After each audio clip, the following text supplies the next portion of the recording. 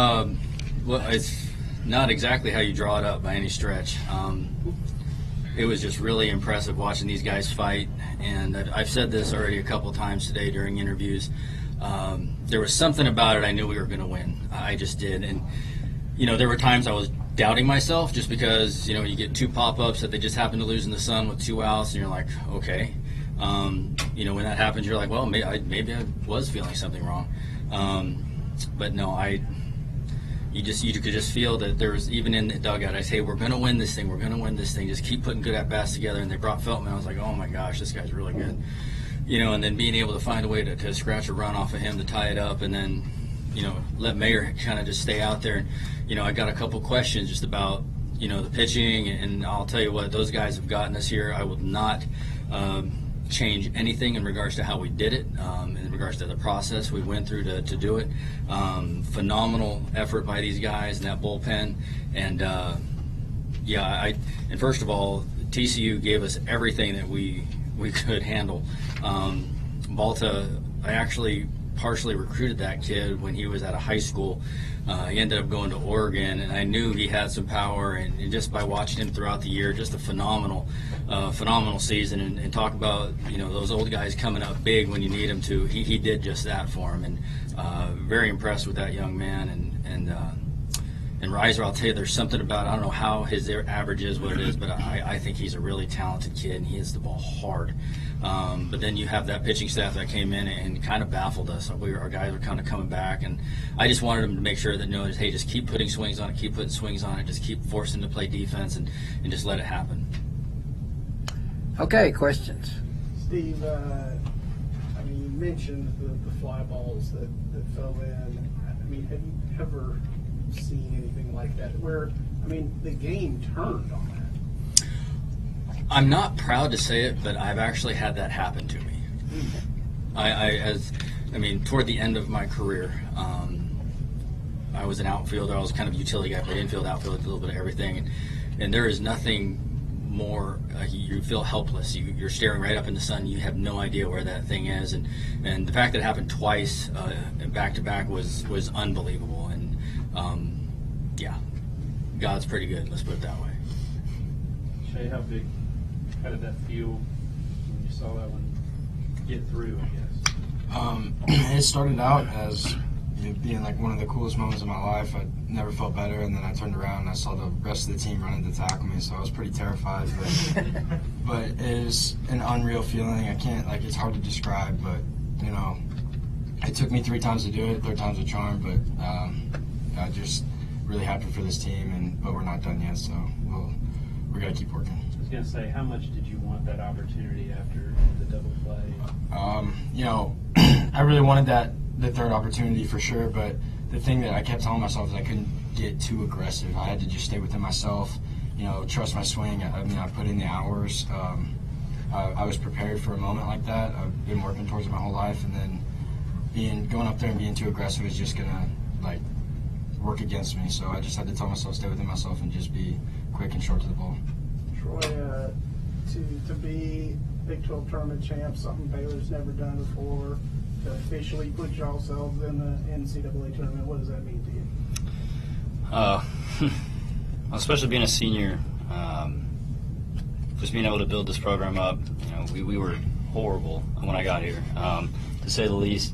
And we made strides every single year and improved, and finally broke through and won something in the postseason. And I think now we're setting ourselves up. Now that we know we can actually win a championship, it sets us up really nicely for regional. When you went in, were you just ready to go as long as you needed to? Did you have any idea you would go 3 innings? Nope. I was doing 1 out at a time. And we didn't score, so I just ran on out there every single time. I was done after that 11th inning. Strauss came up and said Drew Robertson was going to go in. But just doing my best to get outs, get quick outs. Unfortunately, gave up that run.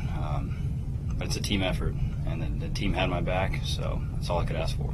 When Steven Bissonnette slid in, first of all, did you think he might have been safe? And that was a case of y'all being aggressive, right? He had to make a great throw, and he did. Yeah. you know, he had I mean, it's an emotional moment. You know, and the result shifts momentum either way. It just does. And we took a chance, and that's what I'm trying to say about TCU is they need to be in the regionals. They're a really good team, and that just shows that their fortitude and their ability to kind of do things like that. They pushed us every single way that we could, and yeah, it's one of those moments where you kind of go, oh, please take a bad hop, don't catch it. You're saying all these things to yourself, and then he catches it, makes a tag, and then when they wanted to review it, that's what the replay is for. I didn't know if they were talking about if he had blocked the lane or whatever it is, but the way I saw it, I thought he was out. So at that point, I was just wishful thinking. Because TCU's pitcher was throwing so many balls there in the 11th, did Shea have a take sign on 3-1? I can't tell you that. I'm not giving away anything.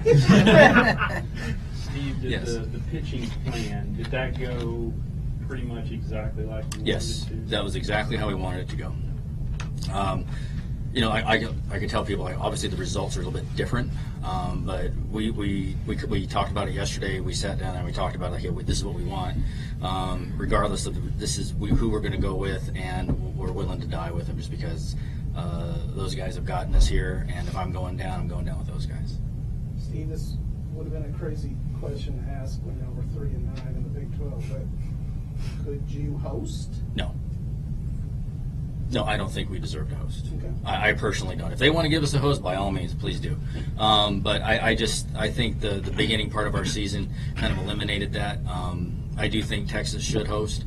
They won the second RPI conference in the country, so they deserve a host.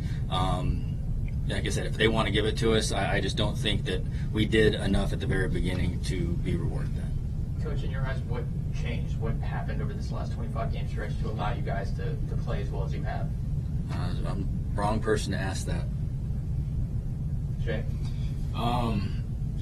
You know, it was we were halfway through the Big 12 and we were going to Memphis, and we kind of had like a team meeting, just guys, like just players, no coaches, and we just kind of came together, and we didn't really have to force anything to happen. It was just kind of like we got closer and closer as soon as we left for Memphis. You know, like we came together that weekend. We lost Saturday, but it didn't bring us down. And then, like Coach Rod said before, that I think the biggest turning point was Sam Houston State when we won that extra inning game. It was like, okay, things can go our way, and and then the spark just happened and lit the fire, and we've been rolling ever since. For either one of y'all players, when Nick's ball falls in, when Richie's ball falls in, I mean, what's going through y'all's mind? Go ahead, Troy. I can't believe that happened. You know, it's just God. God is good, and just gave me an opportunity to go back out and throw another inning. Gave our hitters a chance to score more runs. It's better to be lucky than good sometimes, and then you got to be good to win a game. So that's what happened. God's blessed this team in many ways, from the players to the coaches to some of the results we've seen. There is no doubt about it. Shea, with the kind of confidence this team has over this last stretch, I mean, is the bar so high? I mean, you guys feel like you can do anything now? Honestly, yeah. Obviously, there's some restrictions to that, but I feel like this team can beat anybody. We go out there, we play our A game, we match up with anybody in the country, right there with them. I don't think there's a limit to what this team can do this year, so I'm really excited about it. Steve, there's a Star Telegram report today linking Schloss to Mississippi State. If he does actually end up going, I mean, do you have anything to say about what Schloss has meant to the Big 12? I think we need to talk about what he's meant to college baseball. I mean, he's done a phenomenal job, especially at a private school. I'm not going to comment on anything in regards to him going anywhere because that's his life and that's what he does. I want him to stay in our conference. I think he's great for our conference. I think he's a great man. His wife's a Baylor grad, so I got a little bit more on that side. But if that's something that he chooses for his family, by all means. But for the Big 12, being able to go to the World Series 4 straight times and being able to get first-rounders to come to school, he has set a really impressive bar for the Big 12 and, to be honest, college baseball. the statistics just prove when you go to college you have a better chance of staying in the big leagues and getting to the big leagues. It's just proven fact by stats, and he does a phenomenal job of emphasizing that and getting kids to get to school, and not to mention you just let them grow up and you become men, and because that's a rough world when you get into pro ball and it's just you and about 250 of your closest friends. Troy, you're close to a lot of those guys. How proud were you of the guys that preceded you that kind of got you into the ninth? Yeah, like I said, it's a team thing. I also want to say, I think the turning point this year was that same Houston game, but it was more of I think the pitching had begun all year. The hitting had its ups and downs at the beginning, and then it finally clicked. The hitting finally meshed with the pitching, and I think that when one of us struggles, the other one picks us up. I'd say pitching kind of struggled today, and the hitters picked us up. So it's been a huge team thing, and I'm super proud of everybody.